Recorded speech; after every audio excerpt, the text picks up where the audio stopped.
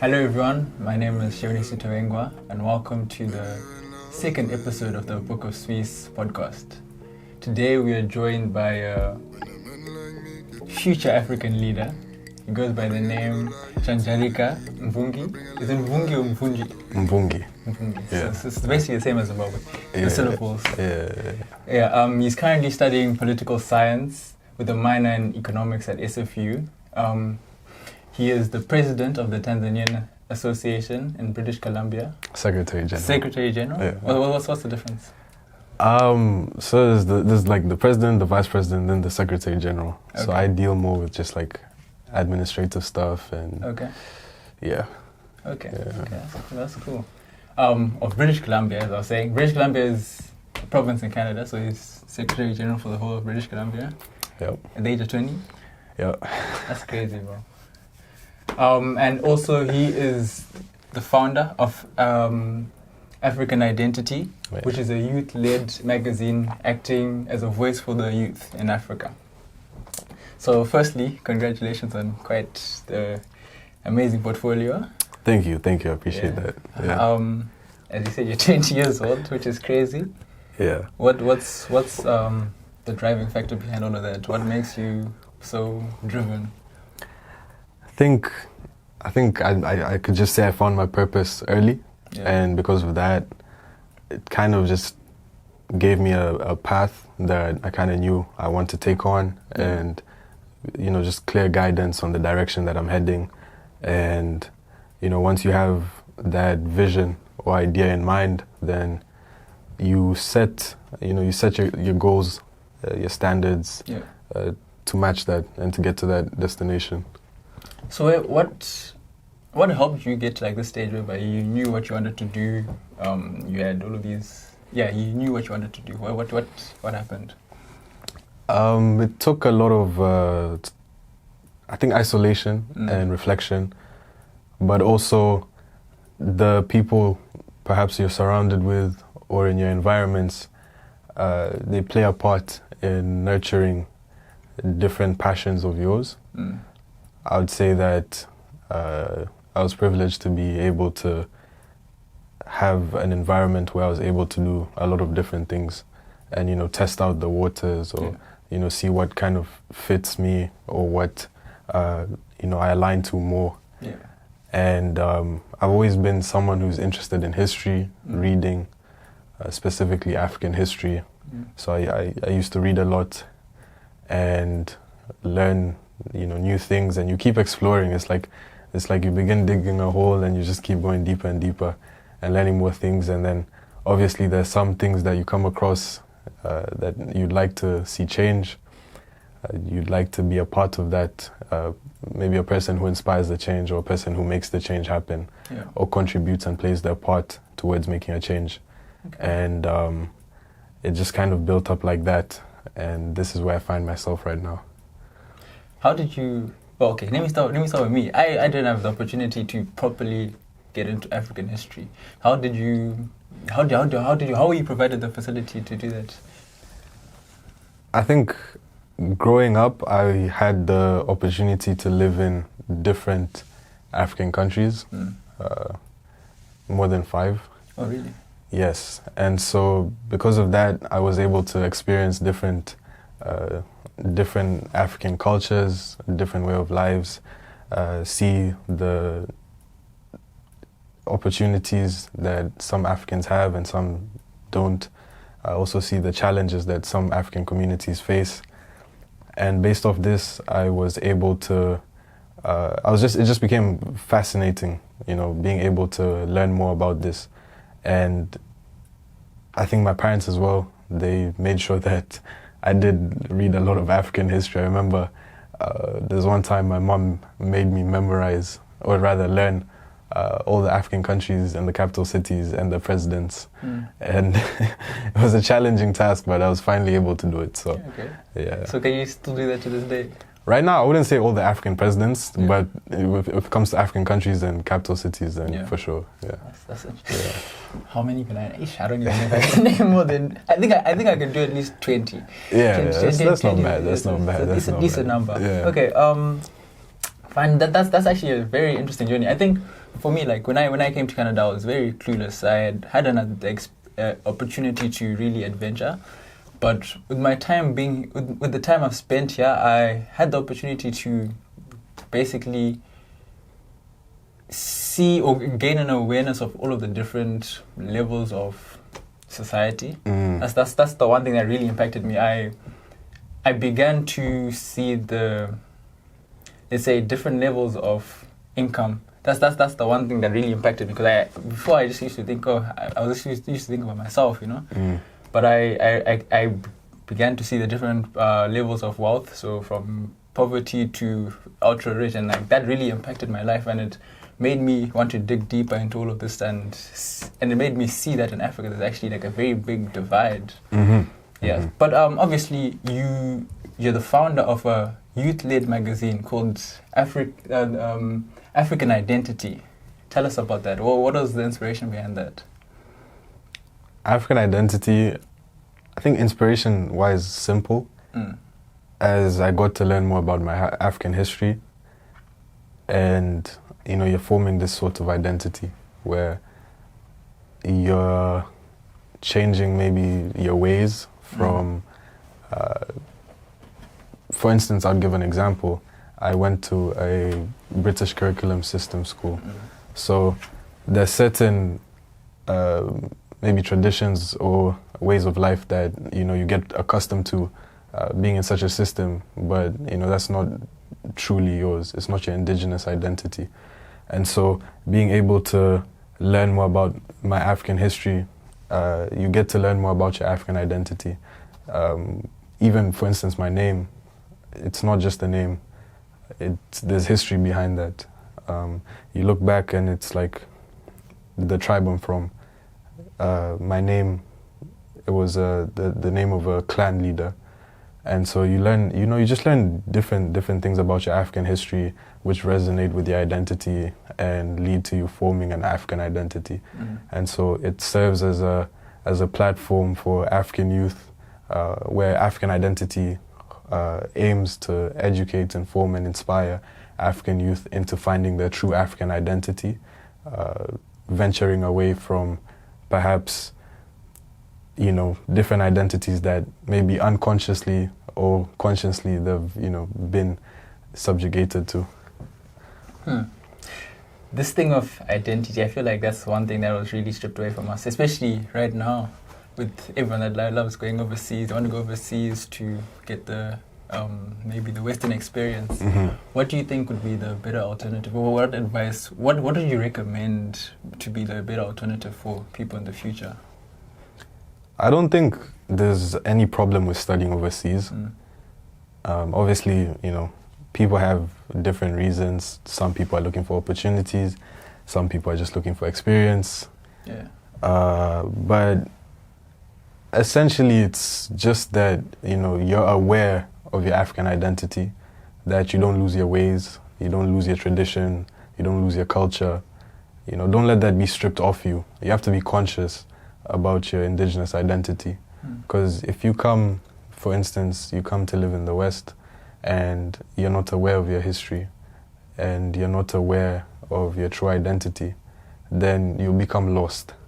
And you don't want to be lost. No one wants to be lost.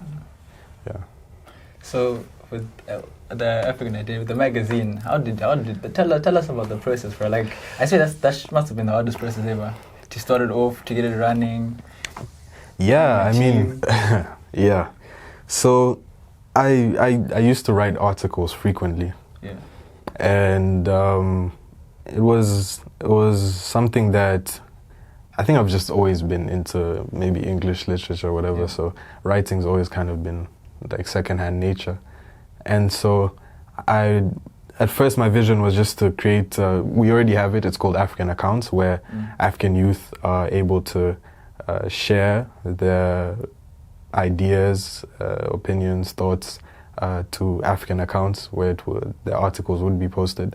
And it's just a platform where you can engage with other African youth and, you know, dissect and delve into different ideas, perspectives, and debate.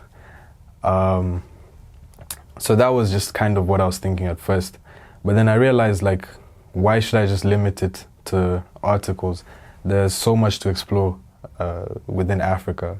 We have entertainment, we have obviously politics, we have economics, we have, climate, we have law.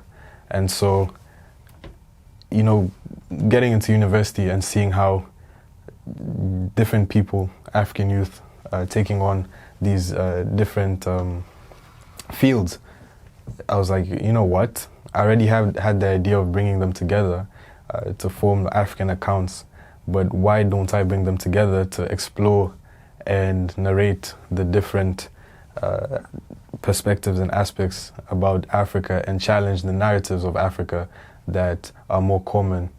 And so that's how it sort of started. So it was just historical analysis before.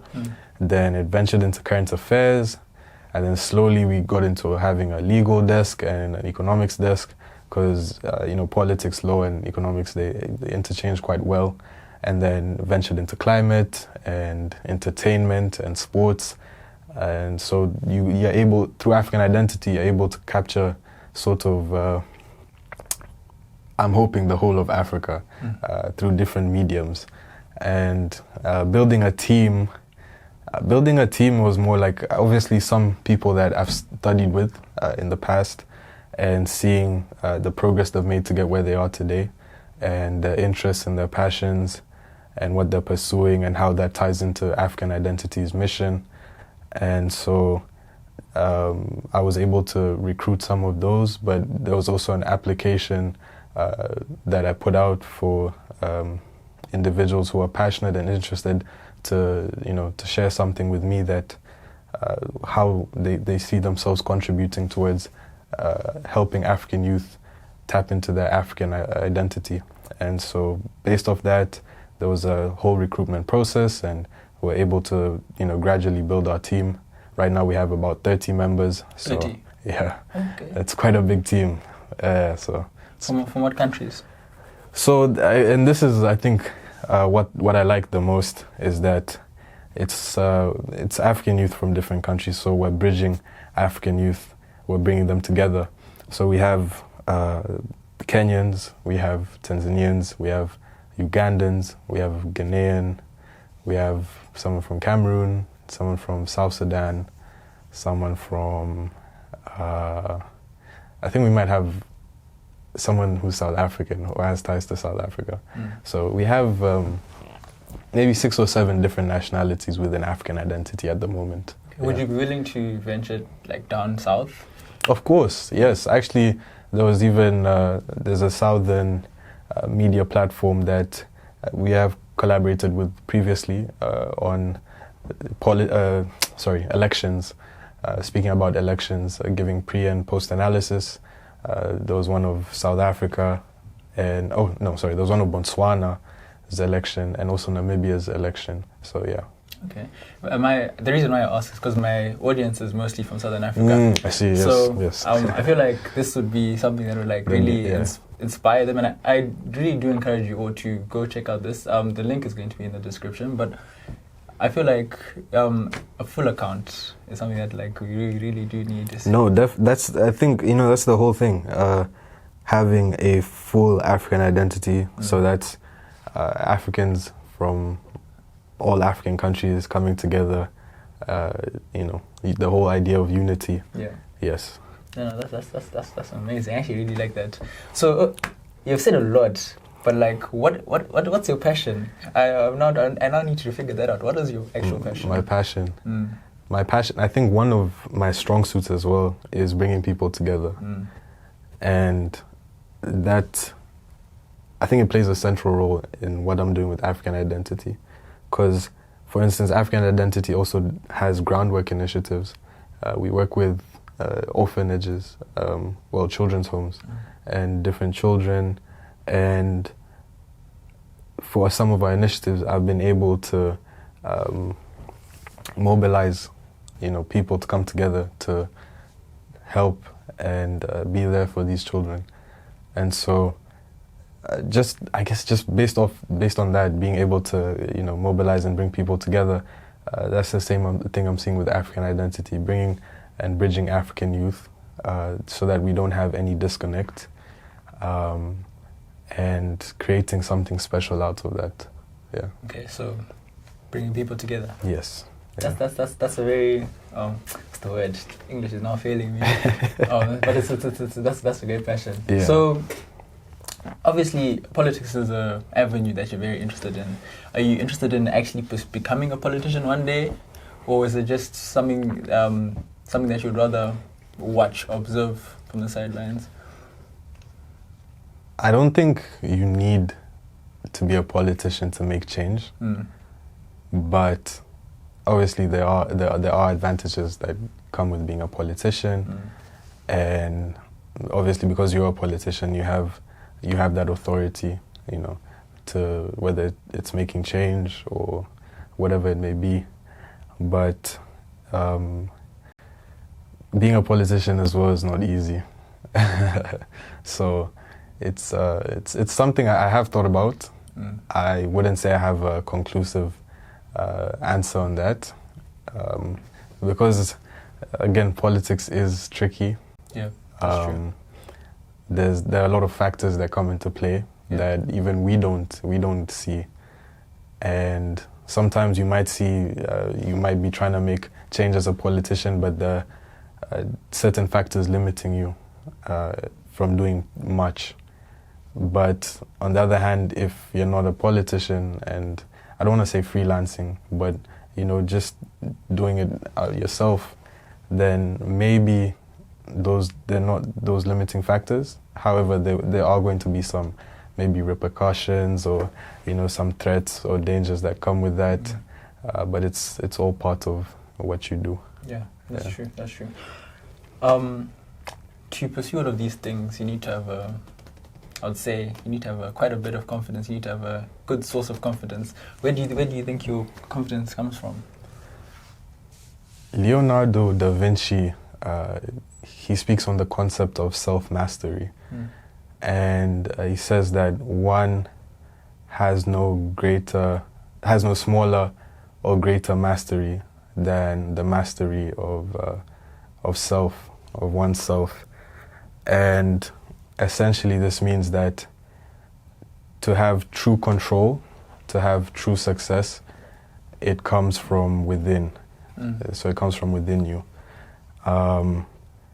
And I think this is important to understand, that you have to be doing something that's for you, something that drives you, something that you're passionate about, something that resonates and aligns with your goals and your journey and maybe your background, whatever it may be.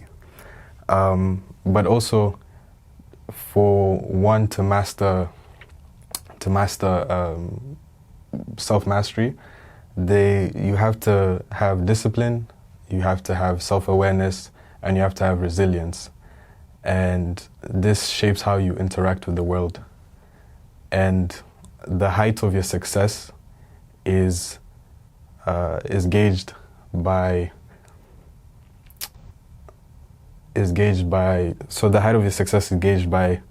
your self-mastery, and the depth of your failure is by your self-abandonment.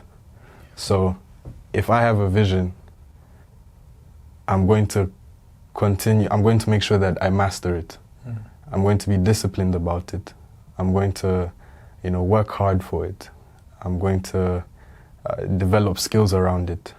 If I self-abandon it, if I neglect it, then I'm losing sight of my vision, and I won't have my confidence. I won't have, I just wouldn't be secure, to do what I want to do.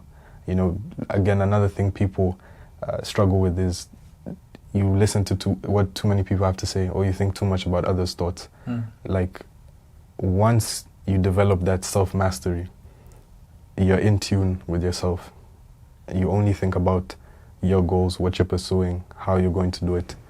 I'm not saying don't listen to advice, yes, but again, be rational. Not every advice is good.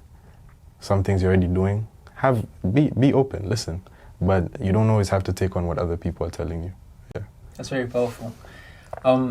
with the last part that you said, something really something really stood out to me, and that's the implications of social media these days and how it really distracts the youth. It distracts everyone. People are being fed with so much information that they don't have the ability or the time to actually like sit and process. Well, today they are told that this is happening in this country. Tomorrow this is happening, and you see what's going on in Fred's life and Tom's life. It's like it's very distracting. And I feel like a break needs to be taken. Self-regulation is very important, especially if you want to be able to get to a stage where you're able to actually see your goal and align with it and effectively master it. Because you can see something else that's very pretty tomorrow, and you're like, oh, I also want that. You know? Yeah. So how would you say you combat that? What I just described, social media and distractions. Yeah. Again, it's just being rational. Like. You're always gonna see something nice, something flashy, something whatever, but it doesn't necessarily mean it's for you. It doesn't necessarily mean it's something that might bring you, might benefit you. So you have to really be in tune with what you're doing. Someone like me, who I've started this journey with African Identity, it's coming to 4 years now. I'm rooted and grounded in my purpose, in the cause that I'm, pursuing and working towards. So I wouldn't just be easily, fazed or easily moved by something that pops up. You can always gain ideas from somewhere. For instance, like diversifying African identity to cover different things like sports, music, entertainment, whatever. These are different ideas. You come across different pages doing this, and you get some inspo, but you have to make it your own thing as well. Strategize around it. What can I do to make it a bit more unique or resonate with what African identity is doing, and then go ahead and do that. But again, that's as you mentioned it perfectly. That's a problem that people face, that you're not able to stay and focus on one thing. You're kind of all over the place. You need to have that stability in your life with what you're pursuing. Yeah. For sure. I don't know if I've already talked about this, but starting is always a problem. Starting that big thing, that dream of yours is a problem. So what advice can you give to our viewers, using your example, using yourself as an example, is how you started? It's literally just show up, make the start. Like, let me tell you, when I started African Identity, I had pitched this I'd pitched this to some of my close friends, some who are very smart, and I'd get criticism. They'd tell me, oh, you're just going to end up being one of those pages who posts like Patrice Lumumba speeches, and there's nothing that's going to come out of it, blah, blah, blah. So be ready to receive a lot of critique, but that shouldn't discourage you, it should drive you. But again, just, trust in your journey, have faith. One thing I believe about having faith is that your journey has already been planned out. Once you find your purpose, just be grounded, stay focused, and work towards it, and things will fall into place. Another thing is understanding seasons in life. There's going to be times where things might not be going your way. There's going to be times where things are going extremely well, but those are just seasons. Nothing is permanent. Change is always happening. So just start whatever it is that you want. Obviously, you have to have like some sort of plan where you're sure about what you're doing, and you've thought it through, and you have to. I think it should align with your purpose. And when you're able to do that, then go ahead with it. Again, I only had one person at the time who probably believed in me, and then now there's so many people who interact with African Identity. Like, even for instance, the last 30 days, we've reached over 100,000 accounts. So people are engaging with our content. People are learning. People are being inspired. People are being educated. And that's what African Identity is trying to do, and it's doing that. So shout out to my team. I'm really happy how that's fanning out. That's great. That's great. I'm happy for you. I'm happy that it's brought fruit. Yeah, for sure. Yeah, thank you. Okay, so we mentioned that you're Secretary General of the Tanzanian Society in British Columbia. Yeah. What type of things do you do when you with such a position? I do a lot of admin stuff. Yeah. So when any sort of correspondence, emails, public announcements, I have to handle that. When it comes to meeting minutes, I handle that. Contact with different people, whether it's ambassadors, high commissioners, just dignitaries and all of the sorts. I handle that as well, facilitating that contact as between them and the Tanzanian Society in British Columbia, as well as assisting, working closely with the treasurer, and it's you sort of in everywhere. Sort of have to do. It's an all-round job. Yeah. Yeah. So it's very, very different. How did you prepare yourself? One thing I would say is that when it comes to maybe admin stuff, the stuff of writing letters, communication, I would say I'm pretty. I think I've developed myself well in those areas, and so that wasn't that's not been as challenging. But yeah, it's definitely quite the job. And there's quite a few things you have to do, and it gets quite hectic sometimes. But again, the whole idea of having the Tanzanian community, bringing them together and seeing the prosperity of the Tanzanian community here in British Columbia, it gives you that drive, that extra drive to just keep going and pushing for better things. Yeah. That's great. I'm happy to hear that. So I have a very, I would say it's a very dark question. Okay. It's not that it's hard, but it's very. Okay, let me just ask it. So, if let's say you have 5 minutes, you have 5 minutes left on this earth, are you happy with everything that you've achieved? Is there more that you want to achieve? Do you mind telling us something more about that? Wow. I think 5 minutes left. I think so far, I'm happy with what I've achieved. I think obviously there are more achievements that I want to get, but there's also the idea of gratitude and just being grateful with what you have and understanding that tomorrow is not promised and it could go either way. And so you just live a life where you're grateful and living, in the present. So what I have in the present, I'm grateful for that. I mean, I would like to travel more. Also impact more lives. With what Afrikan Identity is doing, working with different communities, I definitely want to see that on a bigger scale. I think there's so much more that can be done. Obviously, it does require a lot of resources, so there's difficulties and challenges from time to time, but it will get there. Yeah. Earlier you mentioned Leonardo da Vinci. Is that someone that you look up to? I wouldn't say I look up to him, but because of maybe studying politics, you end up reading a lot of philosophy, and so you get these philosophical ideas from different philosophers, and Da Vinci just happened to be one I've come across recently and resonated with. Yeah. So who is it exactly that you look up to?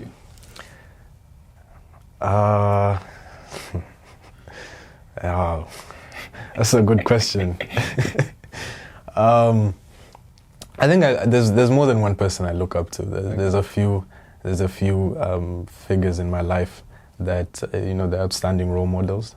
I would say for right now, I'd just say I have a mentor, who I keep in contact with from time to time, but just for them believing in my ideas from the beginning and just guiding me, through it all, and offering assistance when needed, or offering other ideas and feedback and so on, which showed me the importance of having a mentor.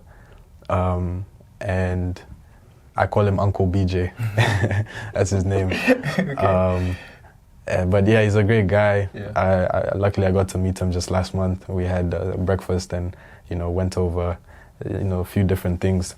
But I think having a mentor is very important, yeah. That's great. I think this might be one of the last questions. We'll just have to see. But for our viewers out there, a lot of people are still trying to find their purpose. They're still on their journey. Is there any advice that you have for them?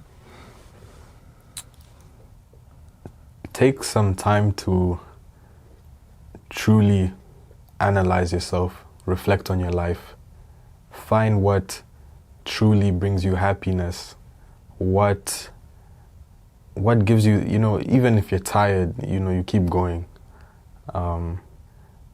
Something along those lines. And through that, you'll see what your true interests are. You'll see what your passions are, what you're leaning towards. And from there, look to develop and get, more in touch and working more on that and slowly build it, build it until it reaches, a grand scale or whatever your idea or vision may be. And also just faith, having faith and believing in your journey, your purpose, in your ideas, what is there, what is for you is for you. There's a saying in Swahili.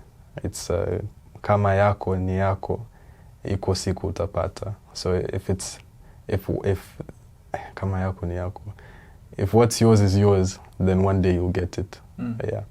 So if it's not yours, then it's not yours, and you keep moving with life. Yeah. If it's yours, it'll be yours. Yeah, it will come. Yeah. That's Don't force. Don't force. Yeah. Don't force. let it come. Yeah. Let it come. Yeah. That's great. Yeah. That's great. Is there anything that you'd want to specifically talk about that? Let me ask you. Okay. What gave you this? What helped you find your passion of, speaking to different individuals about their passions and giving them a platform to voice out their thoughts, their opinions, their beliefs, and just connect with different audiences. Okay. So I came to Canada 2024. I would say I was very lost. I thought I was ready, but I wasn't ready, and I went through a cycle, not a cycle, but I went through a period of confusion and deep searching. And one thing that stood out to me was I enjoyed really talking to people and understanding their journeys, understanding the way that they function, their journey, what they enjoy doing, Mm-hmm. And I also realized that I'm very good with people. Like, I'm very good at meeting new people. I'm very good at connecting people as well. Mm-hmm. So I was like, okay, fine. In fact, I actually wanted to start a different type of YouTube channel before. Shout out to Kidis and them. I wanted to start a YouTube channel whereby I interviewed people. It's like Jubilee. Have you ever seen that? I don't YouTube think channel? so. So like they basically thought-provoking conversations. So like it's like panels. Yes, panels. Okay. So I wanted to have something like that, but I was like, I don't know, it just didn't really resonate with me. So I let time do its job, and eventually I had a conversation with some of my friends, and they were like, "Yo, what do you actually want to do?" Yeah. And I thought about it. I was like, okay, I want to start a podcast. I want to talk to people. I want to share people's passions. I want people to not be in the same situation I was in, and not find yourself looking at people that you don't really look up to, and you're like, yeah, like I want someone that's realistic, someone that I know. Okay, wow, this person knows, like someone that's in my circle, or something. Is this something that's down to earth, Yeah. I was like, let me start a channel where I can interview people and let them share their stories. Yeah, it's a great thing, definitely. Yeah. And it's a great way to connect with others. Yeah. But you also it allows for even just the audience. You don't know, maybe there's someone in the audience with similar interests, and allows them maybe to find a role model or someone who's maybe ahead in whatever it is that they're doing. Definitely. And allows for that connection. So it's great. It's a great. This is one thing that I realized is a lot of things that people let's say do, they might not actually do it with the sole purpose of inspiring people, but because of the way that humans are wired, we learn from each other. One way or the other. We're always comparing each other. We're always looking to better ourselves. So, whether something is done with a purpose or not, your action, you taking that action to actually present yourself or share your ideas, I believe that's enough, because everyone needs the opportunity to listen to someone else, and everyone needs the opportunity to share what they have to say, so that people can listen and potentially grow. That's true. Yeah. That's true. Yeah. But I think that's all I have for today. Yeah, great. Thank you for having me. Thank you for coming, bro. Thank you for having me. Much love, much appreciation. Yeah, for sure. Yeah. Keep it up. Cheers. I bring a little light to the evening. I bring a little vibe to the weekend. Then you in my life, so my cheating. I told you, baby, I